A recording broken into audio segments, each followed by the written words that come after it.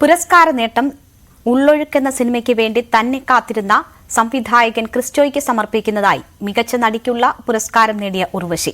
കഷ്ടപ്പെട്ട് ചെയ്ത സിനിമയാണെന്നും അഭിനയിക്കുമ്പോൾ അവാർഡിനെപ്പറ്റി ചിന്തിച്ചിരുന്നില്ല എന്നും ഉർവശി പറഞ്ഞു. തീർച്ചയായിട്ടും ഒരിക്കലും നമ്മൾ അഭിനയിക്കുമ്പോൾ അവാർഡ് നമ്മുടെ മുമ്പിൽ വരാറില്ല. ഡയറക്ടറാണ് ആദ്യത്തെ അവാർഡ് തരുന്ന ആൾ. അപ്പൊ അദ്ദേഹം പറയുന്നത് ഓക്കെ പറയുന്നതാണ് ഏറ്റവും വലിയ അവാർഡ്. പിന്നെ പടം റിലീസ് ചെയ്ത് നിങ്ങൾ മീഡിയയിലുള്ള എത്രയോ പേര് അപ്രീഷിയേറ്റ് ചെയ്തു. ഓരോരുത്തരും അപ്രീഷിയേറ്റ് ചെയ്യുന്നത് ഓരോ പുരസ്കാരങ്ങളാണ്. പടം കണ്ട പ്രേക്ഷകർ ഓരോ തവണ നന്നായിരിക്കുന്നു എന്ന് പറയുമ്പോഴും ഹൃദയപൂർവ്വം ഒരു പുരസ്കാരമായിട്ടാണ് ഞാനത് സ്വീകരിക്കുന്നത്. അപ്പൊ അത് തീർച്ചയായിട്ടും സർക്കാർ തലത്തിൽ നിന്ന് അതിന്റെ ഒരു അംഗീകാരമായിട്ട് നമുക്കൊരു സ്കൂളിലൊരു പ്രോഗ്രസ് റിപ്പോർട്ടിൽ തന്നെ ഒരു മാർക്ക് കിട്ടുന്ന പോലെയാണ്, ഫസ്റ്റ് പ്രൈസ് കിട്ടുന്ന പോലെ. ഒരു വലിയ സന്തോഷമുണ്ട്. അല്ല അങ്ങനെ നമ്മൾ എണ്ണീട്ടില്ല, തന്നത് ഒക്കെ വലിയ സന്തോഷം. 6ാമത്തെ അവാർഡ. പാർവതി ഓപ്പോസിറ്റ് ഉണ്ടായിരുന്നതുകൊണ്ടാണ് അത്രയും നന്നായിട്ട് ഒരു ഇതിൽ വർക്ക് ചെയ്യാൻ പറ്റിയത്. അപ്പം തീർച്ചയായിട്ടും പാർവതി അതിൽ തീർച്ചയായിട്ടും അർഹിക്കുന്നു ആ കുട്ടി. അത് എനിക്ക് തോന്നുന്നുണ്ട്. പാർവതിയും അത്രയും മികച്ച പ്രകടനമായിരുന്നല്ലോ നടത്തിയിരുന്നത്. ആ ഒരു സിനിമയെ സംബന്ധിച്ചിടത്തോളം ഞാൻ എന്താ പറയുക, ഫിസിക്കലായിട്ടും മാനസികമായിട്ടും ഒക്കെ ഒത്തിരി പ്രയാസങ്ങൾ അനുഭവിച്ച് തന്നെ ചെയ്തിരുന്നത്. കാരണം അരയ്ക്കൊപ്പം വെള്ളം, രാവിലെ മുതൽ വൈകുന്നേരം ഷൂട്ടിംഗ് തീരുന്നവരെ ഒരു 7 മണി 7:30 വരെ ആ വെള്ളത്തിലാണ് നിൽക്കുന്നത്.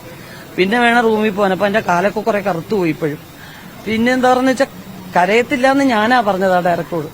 കാരണം കുറെ എനിക്ക് വേണ്ടി വെയിറ്റ് ചെയ്തു ആ ഡയറക്ടർ. അപ്പം ഇതങ്ങനെ ഒരു ഫുൾ ഡാർക്ക്, കാരണം 44 ദിവസത്തോളം ഷൂട്ടിങ് പൊട്ടിക്കരഞ്ഞുകൊണ്ടിരിക്കാൻ പറ്റില്ല എന്ന് ഞാൻ പറഞ്ഞു. എന്നാ ചേച്ചിക്ക് എങ്ങനെയാണ് പെർഫോം ചെയ്യുന്ന തീരുമാനിക്കുന്നു, അങ്ങനെ ചെയ്തോളാൻ പറഞ്ഞു. അപ്പൊ എന്താ വെച്ച് കഴിഞ്ഞാൽ കരയാതെ കരയുന്നതാണ് ഏറ്റവും പ്രയാസം എന്ന് ഞാൻ ചിന്തിച്ചില്ല. കരഞ്ഞാൽ അതങ്ങ് പെയ്തൊഴിയും. ഇത് കരയാതെ ഇവിടം വരെ വെച്ച് നിർത്തുന്നത്. എനിക്ക് വൈകിട്ട് പോകുമ്പോൾ ഒരു 2ാമത്തെ 3ാമത്തെ ദിവസം അപ്പൊ ഈ ഞരമ്പൊക്കെ വേദന എടുക്കുക. കാരണം ഇങ്ങനെ വെച്ച് പിടിക്കണ്ടേ. ഇതിങ്ങനെ ദിവസവും ആയി നോക്കിയപ്പോ ഒരു തുള്ളി എന്ന് പറയുന്നത് വീട് വീണ് ഒരു കടലാവുന്നത് ഒറ്റ ദിവസം കൊണ്ടല്ലോ. ഒരു 40 ദിവസം കഴിഞ്ഞപ്പോ ഞാൻ ശരീരമായിട്ടങ്ങ് ക്ഷീണിച്ചു. രാവിലെ വരുമ്പോ ഇങ്ങനെ അങ്ങ് നിൽക്കുക. പിന്നെ എന്റെ ഒരു തലകുത്തി മറിച്ചിലുണ്ടല്ലോ, ഞാനായിട്ട് സ്മാർട്ട് ആവാൻ വേണ്ടി ഒരു ശ്രമം നടത്തി. അല്ലാതെ എന്താ ചെയ്യുന്നത്? കാരണം എല്ലാരും ഡള്ള്.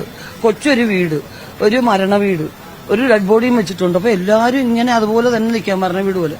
ഞാൻ മാത്രം ഒച്ച എടുത്ത് തമാശ ഉണ്ടാക്കി പറയും. ഷോർട്ട് കട്ട് പറഞ്ഞാൽ അപ്പൊ ആലോചിക്കുമ്പോ എനിക്ക് തോന്നുന്നു ഇനി ഒരു പ്രാവശ്യം കൂടെ അങ്ങനെ ചെയ്യുന്ന അങ്ങനെ ചിന്തിക്കാൻ വയ്യ. പല സിനിമകളും അച്ഛൻ്റെ അമ്മ ഞാൻ അങ്ങനെ ചെയ്ത സിനിമയാണ്. അങ്ങനെ ചെയ്ത പല സിനിമകളും എനിക്ക് ആ ഡയറക്ടേഴ്സിനോട് ഒരുപാട് നന്ദി തോന്നിയിട്ടുണ്ട്. കാരണം ആ റൈറ്റേഴ്സിനോടും എന്നെ അവർ നിർബന്ധിച്ചത് വെറുതെ ഒരു സിനിമ ഓടാൻ വേണ്ടി മാത്രമല്ലല്ലോ എന്നുള്ളത് എല്ലാവരോടും ഞാൻ നന്ദി അറിയിക്കുന്നു. കാരണം ക്രിസ്റ്റോയെ ഞാൻ ഈ ഒരു അവസരത്തിൽ എന്നെക്കാട്ടി ഇളയതാണ്, എന്റെ അനിയനെ പോലെയാണ്. എനിക്ക് വേണ്ടി കാത്തിരുന്ന് ഓരോ വർഷം വിളിക്കുമ്പോഴും ഞാൻ ചിലപ്പോഴൊക്കെ ചൂടായിട്ടുണ്ട്. എനിക്ക് ആർക്കും അഭിനയിക്കത്തില്ല എന്നൊക്കെ പറഞ്ഞിട്ടുണ്ട്. Christo, very sorry Christo. ഞാൻ ഈ പുരസ്കാരം തീർച്ചയായിട്ടും അത് ക്രിസ്റ്റോയ്ക്ക് കൊടുക്കേണ്ടതാണ്.